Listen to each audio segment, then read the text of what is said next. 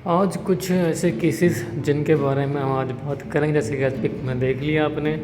तो आज हम देखेंगे इन सब केसेस के बारे में, कुछ स्टडी है।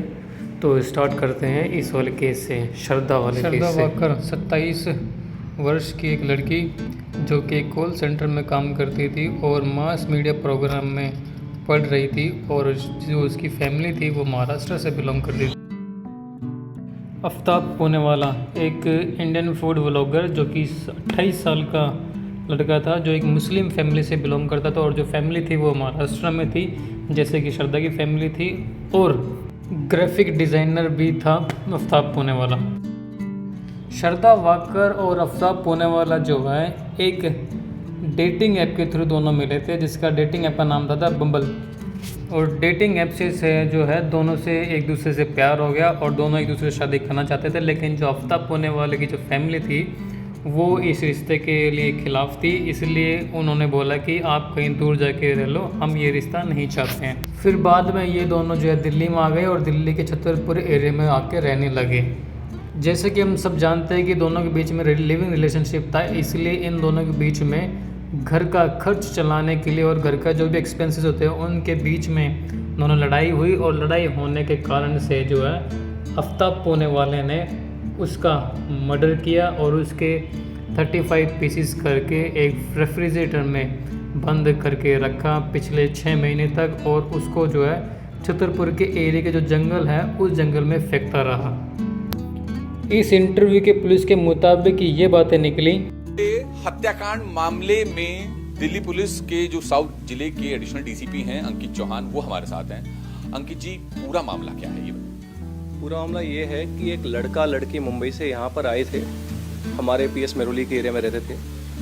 और कुछ दिनों पहले लड़की के फादर को ऐसा लगा कि लड़की आउट ऑफ रेडार हो गई है, तो he went to Mumbai police and registered a missing complaint. Mumbai police हमारे पास आई और हमने फिर उस मिसिंग को एफआईआर करके हमने लीगल एक्शन इनिशिएट कर दिया। इसके अंदर मालूम चलता है जब हमने लड़के को फिर टेक्निकली अपना सर्विलेंस लगा के ढूंढा, लड़का हमने घर से पिक किया। उसके बाद लड़के ने स्टार्टिंग में बताया कि लड़की से कोई झगड़ा हुआ था, लड़की चली गई थी। बट थोड़ा सस्टेन्ड इंटरोगेशन के बाद मालूम लड़के ने एक्सेप्ट किया कि लड़की और उसके बीच में कभी एक झगड़ा हुआ और ही लॉस्ट कंट्रोल और फाइनली उसका मर्डर कर दिया। कब की ये घटना है? मर्डर मिड मई का मर्डर बताया है। उसके बाद बॉडी को कहाँ पर उसने ठिकाने लगाया, किस मॉडस ऑपरेंडी का इस्तेमाल किया? उसने उस लड़की की बॉडी को कट करके थोड़े दिन स्टोर भी करा फ्रिज में, और कुछ पार्ट्स सीक्वेंशियली अपना अलग अलग जगह पे फेंकता रहा। कितने दिन तक जो है बॉडी के पार्ट्स फेंके और कितने पार्ट्स है इसकी? कुछ महीनों तक उसने पार्ट्स जब तक डिस्पोज करता रहा, ये पूरा प्रोसेस कुछ महीनों तक चला उसका। सर, इसके अलावा आखिर झगड़ा किस बात को लेकर हुआ और मुंबई से दिल्ली आकर क्यों रहने लगे? ये लोग लिव इन रिलेशनशिप में थे। कभी जैसे अब कोई जॉब को लेकर या किस रीज़न अभी तक क्लियर नहीं हुआ है झगड़ा किस बात पे था, बट झगड़ा जब हुआ तो चीज़ें आउट ऑफ कंट्रोल हो गई एंड फिर ये इंसिडेंट हो गया। तो दिल्ली ये आके रहने लगे? दिल्ली में रहते थे, हमारे एरिया में रहते थे, यहाँ पे पीएस मेरोली के एरिया में। दोनों लड़का लड़की हमारे एरिया में रहते थे। तो क्या फ्रिज वगैरह भी खरीदा गया था? किस चीज़ से जो है लड़की के शव के टुकड़े किया? जो मालूम चला है कोई एक शार्प वेपन लेके इसने लड़की की बॉडी के पार्ट्स किए और फ्रिज में थोड़े दिन स्टोर किया उसको। सर, इसके अलावा इसको पकड़ा कहाँ से और गिरफ्तारी इसकी कहाँ से हुई? दूसरी बात ये कि बताया जा रहा है कि रात में जो है ये बॉडी के जो पार्ट्स थे वो डिस्पोज करने के लिए मेहरौली के जंगलों में जाते। ऐसा ही था, ये लड़का थोड़ा सा जब बेसिकली रात को लोग कम निकलते हैं उस टाइम को चूज़ करके जाके डिस्पोज करता था जंगल के पार्ट्स में। और फ्रिज भी परचेज किया था इसने, इसी पर्पज से परचेज किया था कि कुछ बॉडी पार्ट स्टोर कर ले उसका। अच्छा, स्पेशल ये खरीद के लेके आया था बाकायदा? जो मालूम चला है अभी that is wait to verify, मतलब ऐसा ही मालूम चल रहा है स्टोरीज की। अब दूसरा केस जो है वो है बिल्कुस बानो के रिगार्डिंग में। जैसे कि आप लोग सब लोग जानते हैं कि बिल्कुस बानो जो केस जो है वो 2002 से चलता हुआ आ रहा है। और 2002 में हम सब जानते हैं कि गुजरात में दंगे हुए थे, राइट्स हुए थे एक हिंदू मुस्लिम के रिगार्डिंग में। तो एक ट्रेन जो चल रही थी, ट्रेन में एक आग लगाई गई और ट्रेन में आग लगाने के बाद में गुजरात में दंगे हुए हिंदू मुस्लिम के बीच में। तो बिल्कुस बानो की जो फैमिली थी वो वहाँ से बच के निकलने के लिए एक खेत में जाके रहने लगी थी। और खेत में जाके रहने लगने से वहाँ पर कुछ हिंदू मॉब्स जो थे वहाँ पर आए और हिंदू मॉब्स ने बिल्किस बानो के जो फैमिली मेम्बर थे 17 से 18 उन सबको मारा।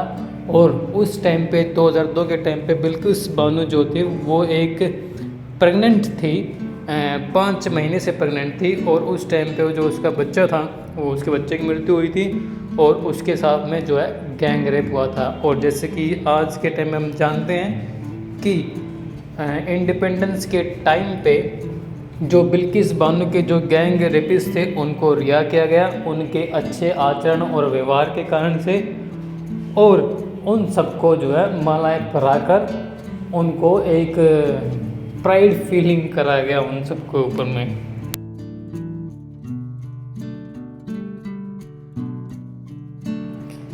एक लड़की का रेप होता है हाथरस में और रेप होने के बाद में उसकी रिपोर्ट भी फाइल नहीं होती है। और रिपोर्ट फाइल नहीं होने के कारण से वो उसका जो मेडिकल कंडीशन थी यानी कि हॉस्पिटल में जो है रेप के 15 दिन के बाद में वो बेचारी लड़की जो है मर जाती है।